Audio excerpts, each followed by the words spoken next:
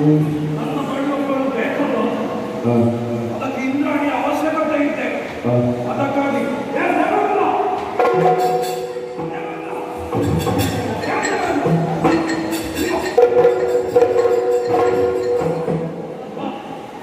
ಇನ್ನೊಂದು ಕೆಲಸ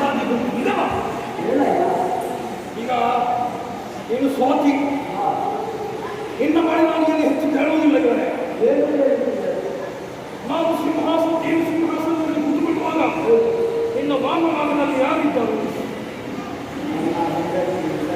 ಸಾಕ್ಷಿ ಇದ್ದಳು. ಈಗ ನಾನು ಕುಳಿತುಕೊಂಡಾಗ ಒಂದು ವ್ಯವಸ್ಥೆ ಆಗಬೇಕಲ್ಲ. ಅವಳನ್ನೇ ಕೂಡಿಸುವ ನಿನ್ನ ಹೆಂಡತಿ ಸಚಿಯನ್ನು ಏನಾಯ್ತು? ಕೂತುಕೊಳ್ಳಿಸಲಿಕ್ಕೆ ಹೇಳ್ತಾ ಮತ್ತೆ